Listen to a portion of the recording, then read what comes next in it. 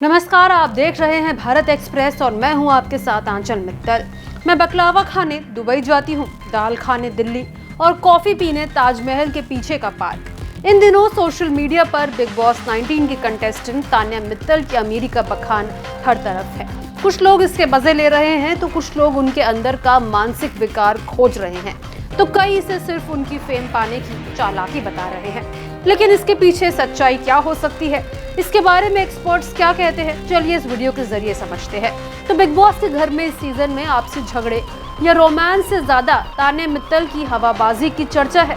मेरे पास इतनी साड़ियां हैं कि दोबारा वो साड़ी नहीं पहनती, मेरे घर में किचन में भी लिफ्ट है, मेरे पास बॉडीगार्ड्स है। बकलावा खाने दुबई जाने से लेकर उनकी हर बात उनकी लग्जरी लाइफ से जुड़ी होती है। अब इन्हीं सब बातों को सुनकर ये जानने की इच्छा सभी में बढ़ गई कि क्या तान्या की ये बातें सच भी है या फिर नहीं, जिसके बाद मीडिया से लेकर ग्वालियर के लोग भी उनकी इस लाइफस्टाइल का रियलिटी चेक कर रहे हैं, जहां ये साफ पता चल चुका है कि उनका घर एक साधारण इमारत है। वो साड़ियां भी रिपीट कर रही हैं और इसके बाद कई लोग ये दावा कर रहे हैं कि ये रिच वाइब्स सच में रियल नहीं है। लेकिन सवाल अभी भी ये बरकरार है कि क्या ये एक फेक रिच सिंड्रोम का हिस्सा है या सोशल मीडिया पर एक इमेज बनाने के लिए की जा रही चालाक हरकत। तो इसको लेकर मनोवैज्ञानिक कहते हैं कि आज का रियलिटी शो कल्चर रियल से ज्यादा परफेक्ट पर्सोना पर टिका है।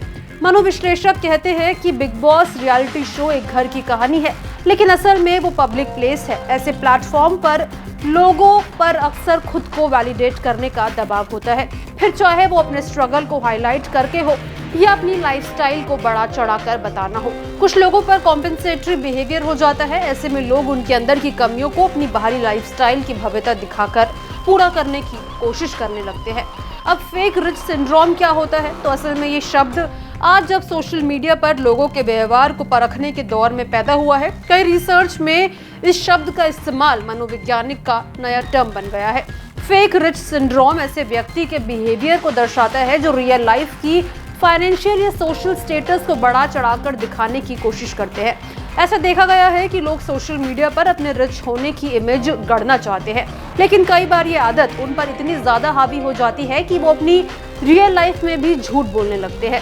सोशल मीडिया पर दिखाई गई इमेज, जिसमें फॉरेन ट्रिप की फोटोज फिल्टर लगाकर अपनी ड्रेसिंग को और ग्रैंड दिखाने की कोशिश, महंगे brands, luxury dinner, posed photos, सब इस इमेज का एक हिस्सा बन जाता है।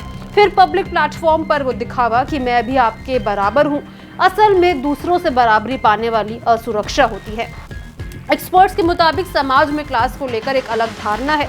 गरीब और अमीर के दो खांचे सदियों से चले आए हैं। अमीरों को समाज में एक अलग नजरिए से देखा जाता है। ऐसे में कई लोग जब अपना स्टेटस अगर थोड़ा सा भी सुधार लेते हैं तो वो इसे बड़ा चढ़ाकर बताते हैं, जिससे उन्हें लगता है कि उन्हें भी अमीर या रईस जैसे टैग मिलेंगे।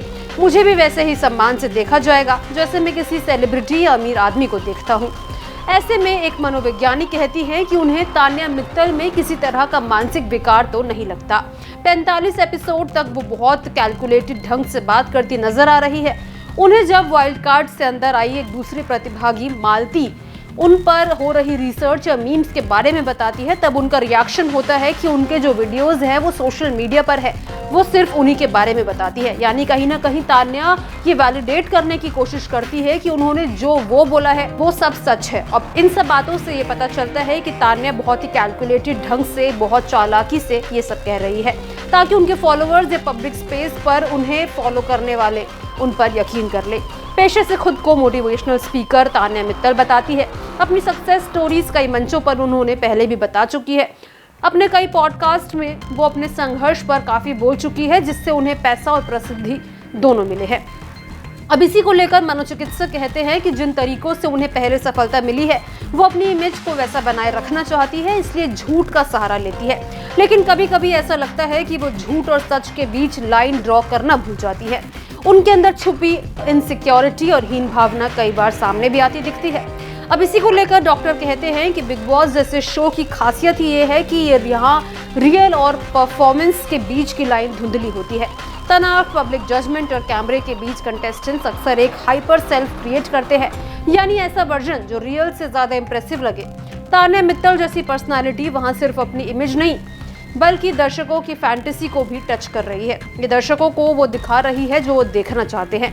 वो वही है परफेक्ट, स्टाइलिश, सक्सेसफुल। वो इस बारे में दूसरे प्रतिभागी मृदुल से भी ये समझाने की कोशिश करती है कि कैसे वो साड़ी पहनने वाली और छोटी शहरों की लड़कियों को उम्मीद देना चाहती है। तो कहीं ना कहीं वो दूसरे कंटेस्टेंट्स का सहारा लेकर अपनी इमेज बाहर एकदम साफ और रियल दिखाना चाह रही है। बिग बॉस में हर एक कंटेस्टेंट की कोई कहानी होती है, किसी का इमोशनल बैकग्राउंड होता है, कोई रॉयल इमेज से आता है तो किसी का मेहनत और संघर्ष काफी बड़ा होता है। यहाँ तान्या अपनी अमीरी वाला एंगल और सादगी पसंद साड़ी वाली इमेज दिखाकर बाकी से अलग बनने की कोशिश में दिखती है।